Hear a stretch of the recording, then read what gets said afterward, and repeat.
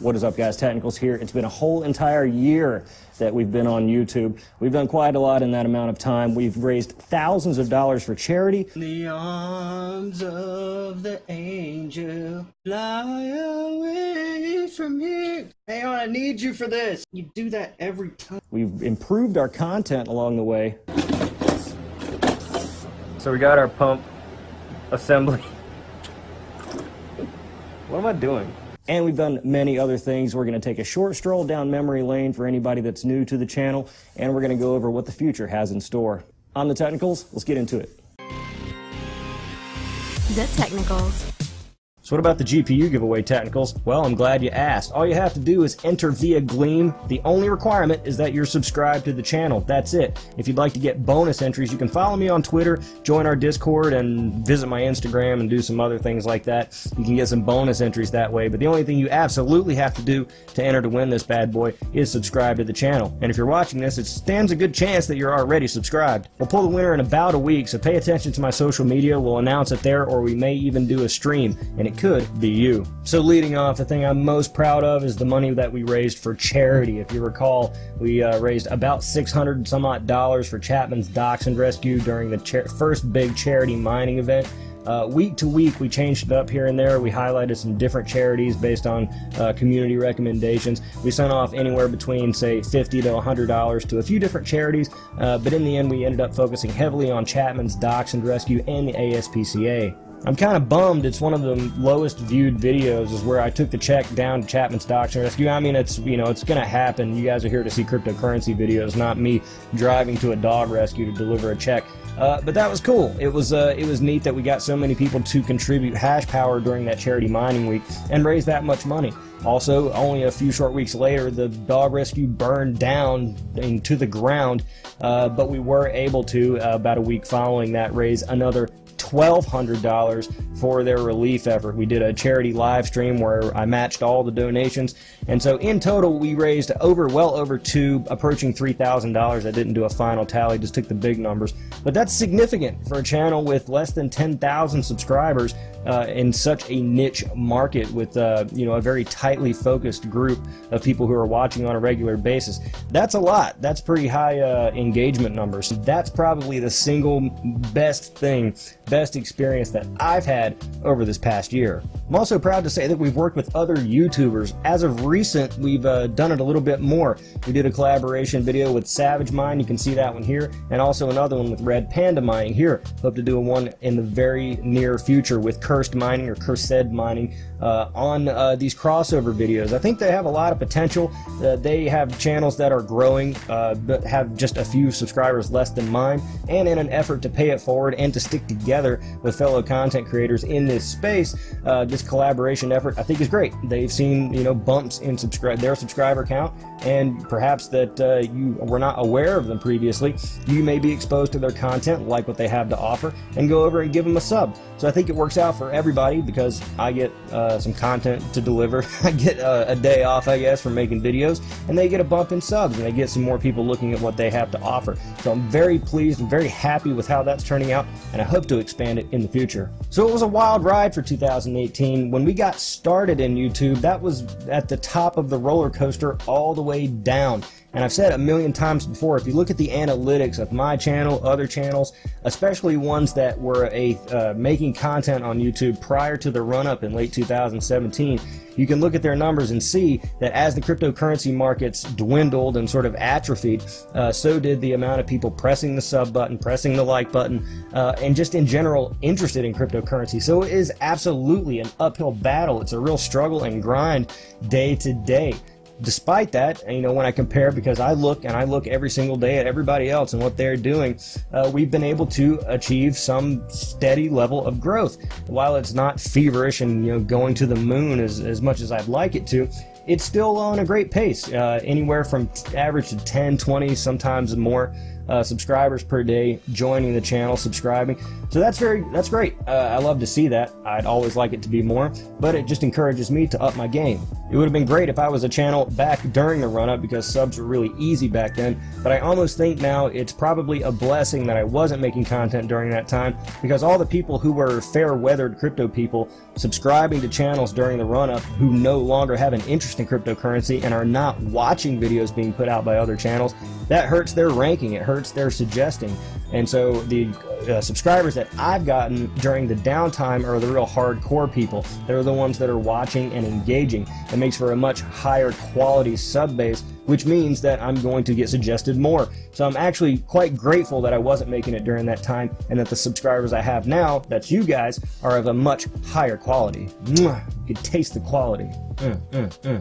That's high quality subscriber. Now, despite the past 3 or 4 videos where I say that I'm not going anywhere, I'm not getting out of mining completely, I'm not going to stop talking about mining, I'm not getting out of cryptocurrency, I still get comments, well, sorry to see you're leaving, guess I'm unsubscribing now, things like that. I'm not going anywhere, I'm still here, I'm still making videos. I am selling off pretty much all my hardware. I'm keeping one rig and I'm keeping the black miner, and I'm not exactly sure the black miner is going to stick around. But when new stuff comes out, I'm going to grab it. I'm going to take a look at it, or at least talk about it, and that doesn't really set me apart from really anybody else who's making content in this space. And so to address everybody for the 5th, 6th, 7th, or umpteenth time, I'm not going anywhere. And so I hope to, again, continue the momentum, continue increasing the quality, and delivering a highly digestible, higher quality product to you guys that you can watch here on YouTube. Because to reiterate, the goal here is to make 101 or 102 style content.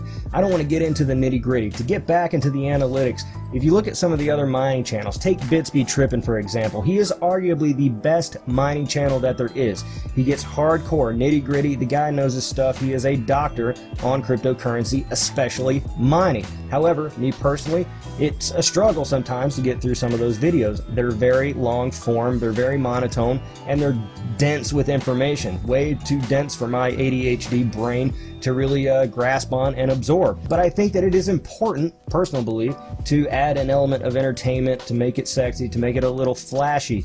You guys could probably gather that from Lamborghinis and other sort of glitzy things. It's important to me to make that kind of content, because if I was sticking to something that was very, very dry, very information dense, that's great if you're looking for that kind of thing, but it does not appeal to a wider audience. So I believe that blending the two things together in a 50-50 mix, or skewed to one side either way, is very important. That's going to make it a little more attractive to people who are maybe on the fence, or maybe getting a little browbeaten from, just being bombarded from high density information all the time, and bring them in.